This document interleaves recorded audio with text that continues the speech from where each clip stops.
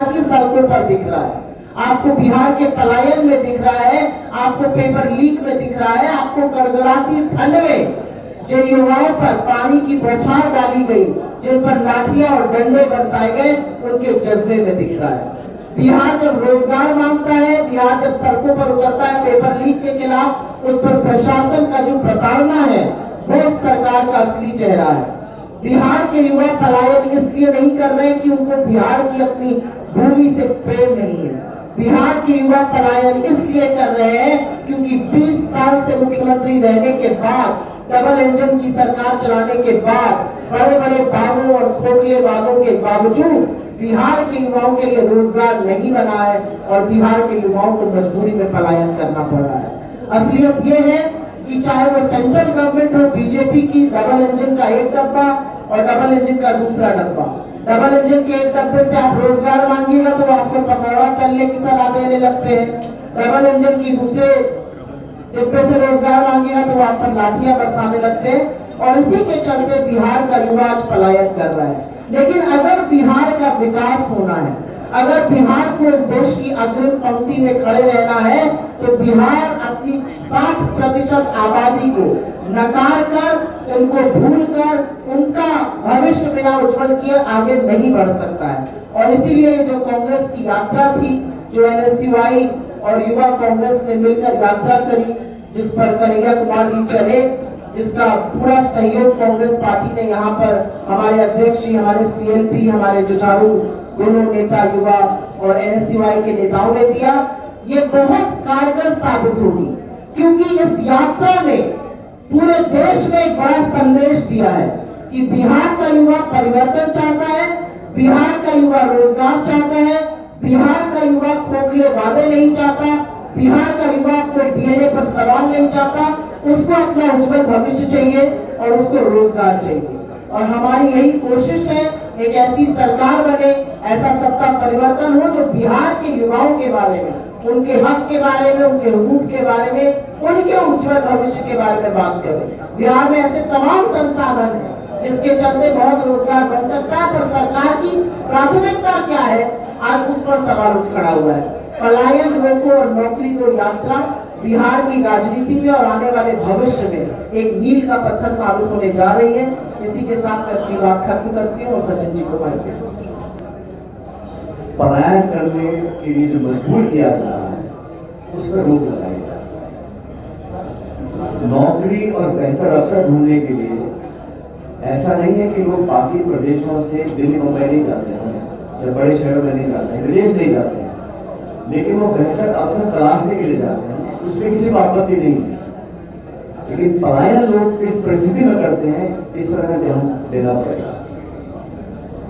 अव्यवस्था, गरीबी, लाचारी, अविश्वास, जिस जिले, गांव, देहात में लोगों को मन में विश्वास नहीं है कि हम 2 जून की रोटी कमा सकते हैं, बीएमए करने के बाद भी नौकरी के नाम पर छलावा मिलेगा, अधिकार के नाम पर लाठी मिलेगी, तो मजबूरन बच्चों का पेट पालने के लिए जो लोग प्रदेश छोड़कर जाते हैं।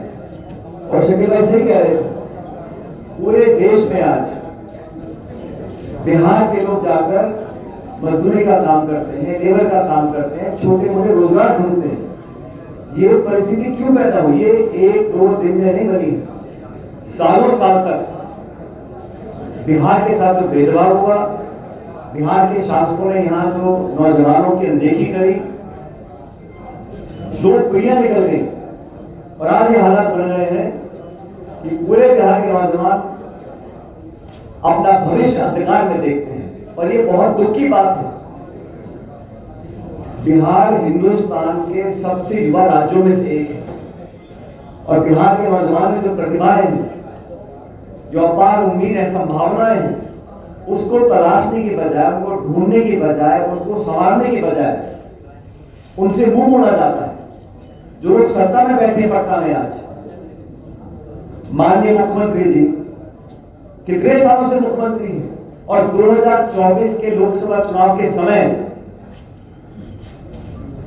अगर आपको मोदी जी को समर्थन देना ही था, क्योंकि आपके समर्थन से वो सरकार बनी है दिल्ली में,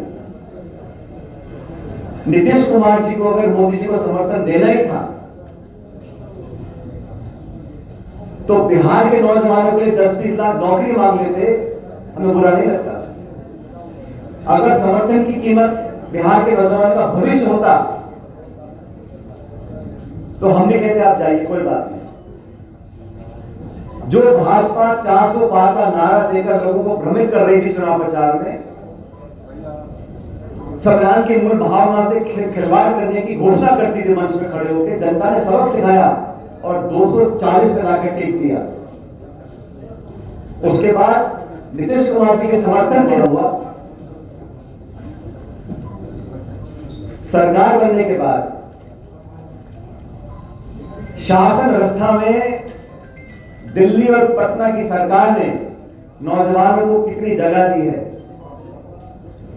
पिछले समय में जो फर्जीवाड़ा हुआ, जो धोखाधड़ी हुई, पेपर लीक हुआ, लोगों के मन में नौजवान अगर व्यवस्था पे विश्वास नहीं करेंगे, नौकरी प्रक्रिया चयन में उनका विश्वास नहीं रहेगा, ये बहुत खतरे की बात है देश और समाज के लिए। मैं धन्यवाद देना चाहता हूं युवक कांग्रेस के NSY का, उन्होंने बिहार के नौजवान की अल्प जगाने का काम किया है। बिहार के नौजवान किसी की दया नहीं मांग रहे, वो इतना चाहते हैं कि रिश्वत और पैसा देकर पेपर को आउट ना किया जाए, भेदभाव करके नौकरियों का आवंटन ना किया जाए, प्रतिस्पर्धा हो लेकिन पारदर्शी तरीके से हो। नौजवान नौकरी मांगे, सरकार को कोई चिंता नहीं, सत्ता में रहने की उम्मीद हर राजनीतिक दल को होती है और मैं उसको बुरा नहीं मानता, लेकिन जब इतने लंबे समय तक बार बार मौका लेने के बावजूद इन 20 सालों में कितने लोगों के भविष्य की चिंता करी है। आज लाखों लाख नौजवान बिहार के संभावना को समाप्त होते देख अलग अलग राज्यों में जाते हैं।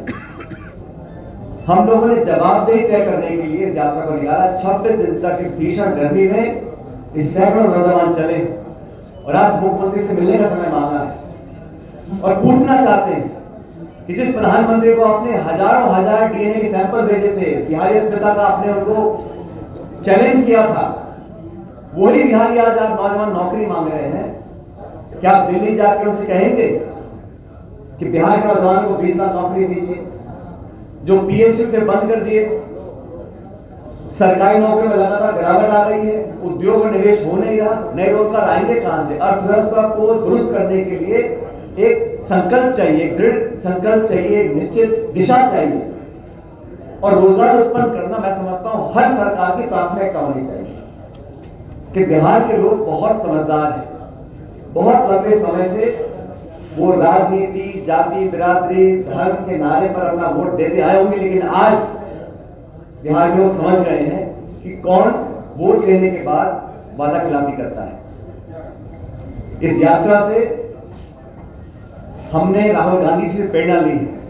राहुल गांधी जी, खड़गे जी, हमारी पूरी पार्टी, अभी 2 दिन पहले हम लोगों ने अधिवेशन किया है अहमदाबाद के अंदर और वहां पर स्पष्ट रूप से हम लोगों ने अपने प्रस्ताव में भी अनुमोदन किया है और नौजवानों के भविष्य की चिंता कांग्रेस पार्टी के लिए एक बहुत बड़ा आपके साथ धोखा पिछले कई दशकों से हो रहा है और हम लोग आपके दुख को समझ रहे हैं, आपके दुख का एहसास हमको है और हमारी आपकी सोच एक है।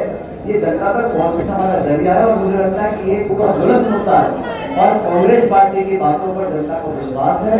राहुल जी ने जो बार बार इस बात को रेखांकित किया है कि नौजवान हमारी प्राथमिकता है, वो बिहार में भी लागू है। उसमें क्या दिक्कत है? दिक्कत क्या है?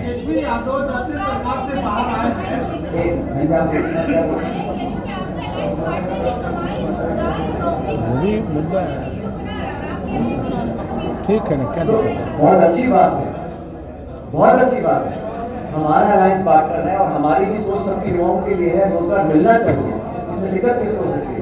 आप कह रहे हैं कि चुनाव हो जाएंगे, आपको सरकार बनने की नौबत अगर आएगी, सेटल एजेंडा है, हम लोग बार बार कह चुके हैं। बोले तो मैं बताऊंगा, मैं बता दूँ।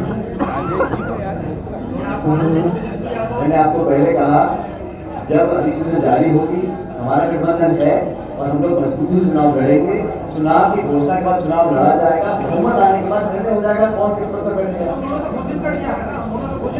देखिए नहीं चाहिए। इस विषय एक क्या देखिए? पत्रकार वार्ता अच्छा, तो मैं- हाँ ये समझ गया मैं आपकी बात। ये सब्जेक्ट स्पेसिफिक और खुशी हो जी जी नहीं सरकार की आपकी कांग्रेस की राजस्थान में आपने कितने युवाओं को रोजगार दिया? हम लोगों ने पिछली जितनी सरकार राजस्थान में रही उससे ज्यादा दिया। और इस सरकार ने सुन लीजिए ये सरकार जो बनी है अभी 1 साल पहले, इसने सदन के पटल पर घोषणा करने की 4 लाख रोजगार देंगे, आज तक नहीं दिया। तो वहां भी सवाल पूछ रहे हैं जो सरकार नौजवान के साथ वादा खिलाफी करेगी हम सरकार से सवाल पूछ रहे हैं। और कोई यानी हो गया। एक सवाल प्लीज। जनता खास करके अभी तक रोजगार और नौकरी को समझ नहीं पाया। जो 10 साल से समझा दिया जा रहा है कि 20 लाख रोजगार देंगे कि नौकरी देंगे। मेरा सवाल है बिहार के लोग बहुत समझदार हैं, चुनाव में बहुत से मुद्दे आएंगे, लेकिन हमको लगा ये मुद्दा मार्मिक है, ये मुद्दा लोगों से जुड़ा है। हर घर में आज लोग इस बात से पीड़ित है, इसलिए यात्रा निकाली है और लाखों लोग आखिरी इस यात्रा से जुड़े हैं। मुझे लगता है कि हमारे आज पूरा चलिए। प्रदेश बनेगा और हमारे राष्ट्र एक राष्ट्र जनता हाँ, भी चलेगी। लास्ट बताइए। हाँ बोलिए बोलिए। हाँ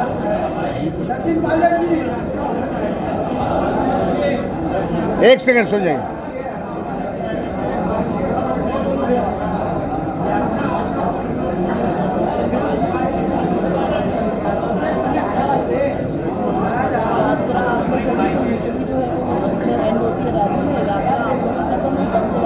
नहीं, यात्रा खत्म नहीं हो रही है, तो संघर्ष की शुरुआत है।